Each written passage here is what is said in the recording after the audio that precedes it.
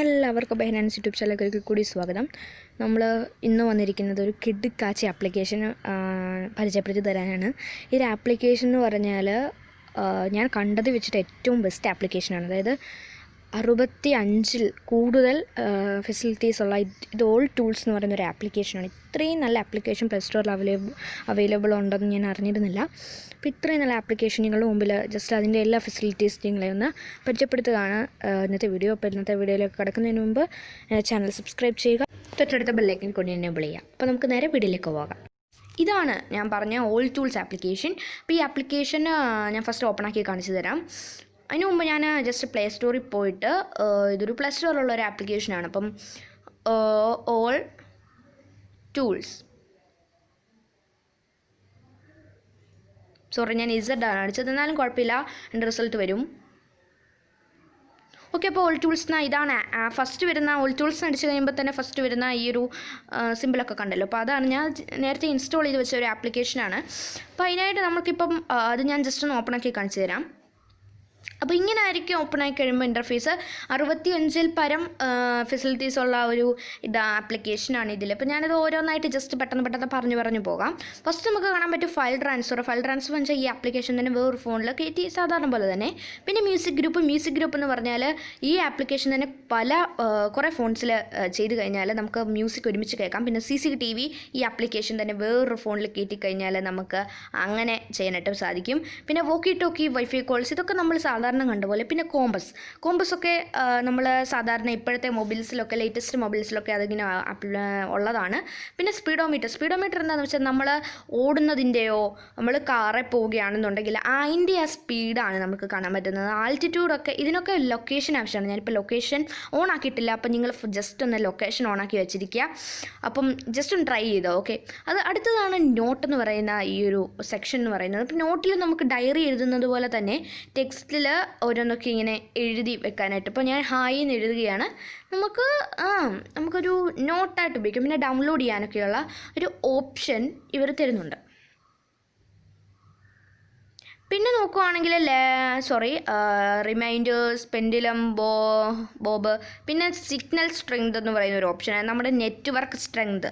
പിന്നെ നമുക്ക് -75 dBm അങ്ങനെയാണ് കൊടുത്തത്. നോർമൽ നെറ്റ്വർക്കാണ്. അപ്പം കൂടിയതാണെങ്കിൽ ആ ചുമന്നതിലോട്ട് ആ ഒരു വെള്ള ലൈന് പോകുന്നതായിട്ട് കാണാനായിട്ട് സാധിക്കും. അപ്പം ഇതിപ്പം കുഴപ്പമില്ലാത്ത നെറ്റ്വർക്കാണ്. അടുത്തത് നമുക്ക് കാണാൻ പറ്റും പാത്ത് ട്രാക്കർ എങ്ങനെ ഉപയോഗിക്കുന്നത് വെച്ചാൽ വേറൊരു മൊബൈൽ ഈ ആപ്ലിക്കേഷൻ കയറ്റി കഴിഞ്ഞാൽ നിങ്ങൾക്കത് പാത്ത് ട്രാക്ക് ചെയ്യാൻ പറ്റും. പിന്നെ നമുക്ക് റൂം ടെമ്പറേച്ചർ, ഇത് നിങ്ങൾക്ക് കാണാൻ പറ്റും 29 ഡിഗ്രി സെൽഷ്യസ് ആണ് ഞാനിപ്പോൾ ഇരിക്കുന്ന റൂമിലെ ടെമ്പറേച്ചർ എന്ന് പറയുന്നത്. പിന്നെ QR code, barcode reader, IR remote ഈ ഫോണിൽ സപ്പോർട്ടഡ് അല്ല എന്ന് അവിടെ എഴുതി കാണിക്കുന്നുണ്ട്. കാണാൻ പറ്റും നോട്ട് സപ്പോർട്ടഡ്. അപ്പോൾ ചില മൊബൈൽസ്, ഇപ്പോഴത്തെ മൊബൈൽസൊക്കെ സപ്പോർട്ടഡ് ആണ്. പിന്നെ കളർ ഡിറ്റക്ടർ, അതൊരു ഇതൊന്നുമില്ല. പിന്നെ മോഷൻ ക്യാം എന്താണെന്ന് വെച്ചാൽ ഇതൊരു ഡയറിയുടെ മണ്ടയ്ക്ക്, ബുക്കിൻ്റെ മണ്ടയ്ക്ക് പ്ലേസ് ചെയ്ത് വെച്ചിട്ട് റൂമിൽ, എന്നിട്ട് ആരെങ്കിലും അങ്ങോട്ടും ഇങ്ങോട്ടും ഓടുന്നുണ്ടെങ്കിൽ ആളുടെ ഫോട്ടോ, അപ്പോൾ ആരാണ് അങ്ങോട്ട് വന്നത് എന്ന് നമുക്ക് കാണാനായിട്ട് സാധിക്കും. അതിനുള്ള ഒരു സംഭവമാണ് മോഷൻ ക്യാം എന്നുള്ള ഈ ഒരു ഓപ്ഷൻ. മാഗ്നിഫൈ നൈറ്റ് വിഷൻ എന്ന് പറഞ്ഞാൽ രാത്രിയിൽ നമുക്ക് ലൈറ്റൊന്നും ഇല്ലാതെ തന്നെ കാണാൻ പറ്റുന്നു എന്നതാണ് ഇതിൻ്റെ ഒരു ഫെസിലിറ്റി എന്ന് പറയുന്നത്. പിന്നെ പോവുകയാണെങ്കിൽ എനിക്ക് ഏറ്റവും ഇഷ്ടപ്പെട്ട ഭാഗമാണ് ഹെൽത്ത് യൂട്ടിലിറ്റി. ഹാർട്ട് റേറ്റ് അറിയാനായിട്ട് സാധിക്കും. അത് ഞാൻ കാണിച്ചു തരാം. ഇങ്ങനൊരു വരുമ്പോഴത്തേക്കും ബീറ്റ്സ് പെർ മിനിറ്റ് ടെസ്റ്റ് എന്ന് പറഞ്ഞൊരു ഓപ്ഷൻ വരും. ടെസ്റ്റിൽ ഞെക്കി കഴിഞ്ഞ ശേഷം ക്യാമറയും ഫ്ലാഷ് ലൈറ്റ് ഓപ്പൺ ആകും. അതായത് ക്യാമറ ഓപ്പൺ ആവില്ല, ഫ്ലാഷ് ലൈറ്റ് ഓപ്പൺ ആകും. ഈ സമയത്ത് നമ്മൾ കൈ അതിൻ്റെ മണ്ടയ്ക്ക് വെച്ച് കഴിഞ്ഞാൽ ഞാനിപ്പോൾ വെച്ചിട്ടുണ്ട്.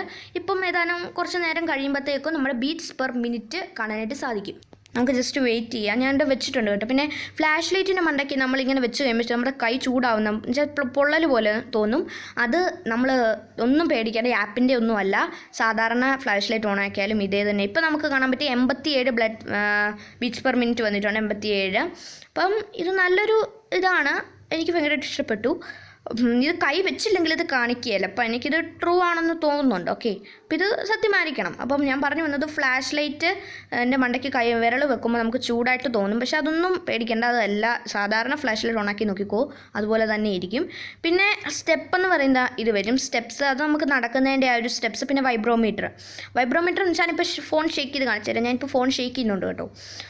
അപ്പോൾ ഫോൺ ഷേക്ക് ചെയ്യുന്നതിനനുസരിച്ച് അവിടെ ഒരു വൈബ്രേഷൻ്റെ ആരെങ്കിലും ഓരോന്ന് വരുന്നുണ്ട്. പിന്നെ സൗണ്ട് ഡെൻസിറ്റി എല്ലാം ഒന്നും കാണിച്ച് തരാൻ പറ്റില്ല സമയത്തിൻ്റെ ഇത് കാരണം. പിന്നെ ലെങ്ത്ത്, ഹൈറ്റ്, ഹൊറിസോണ്ടൽ ലെങ്ത്ത്, അങ്ങനത്തെ പല സാധനങ്ങളും ഇതിനകത്ത് ഉണ്ട്. പിന്നെ മെറ്റൽ ഡിറ്റക്ടർ ഇതിനകത്ത് സപ്പോർട്ടഡ് അല്ല. ഞാൻ വേറെ ആപ്ലിക്കേഷൻസ് മെറ്റൽ ഡിറ്റക്ടറിൻ്റെ കയറ്റി നോക്കി.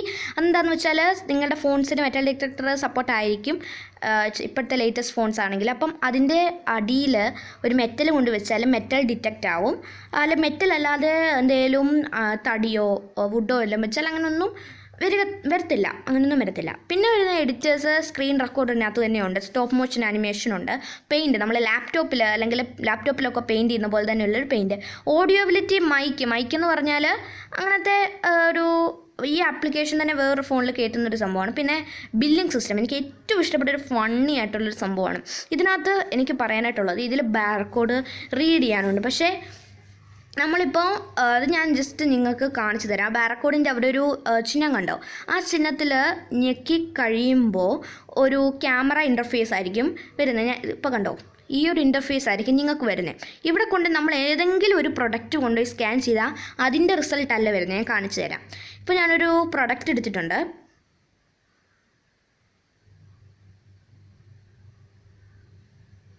ഇപ്പോൾ ഞാൻ പ്രൊഡക്റ്റ് വെച്ചിട്ട് ജസ്റ്റ് ഒന്ന് കാണിച്ചു തരാം. ഓക്കെ, ഇതാണ് ഞാൻ എടുത്ത പ്രൊഡക്റ്റ്. ഒരു കോഫി പൗഡറാണ്. അപ്പോൾ ഇങ്ങനെ സ്കാൻ ചെയ്ത് കഴിയുമ്പോൾ ഇങ്ങനെ തരുന്നുണ്ട്. അപ്പോൾ നമുക്ക് തന്നെ നെയിം ഇട്ട് കൊടുക്കാം. ഇത് സേവ് ചെയ്യാനുള്ളതാണ്. അപ്പോൾ ഞാൻ പറഞ്ഞു തരാം എല്ലാം. ഓക്കെ, അപ്പോൾ നെയിമിൽ ഞാനിപ്പോൾ കോഫി പൗഡർ എന്ന് തന്നെ ഇടാം. ഒരു കോഫി പൗഡറിൻ്റെ ഒരു പാട്ടയാണ്. ഓക്കെ,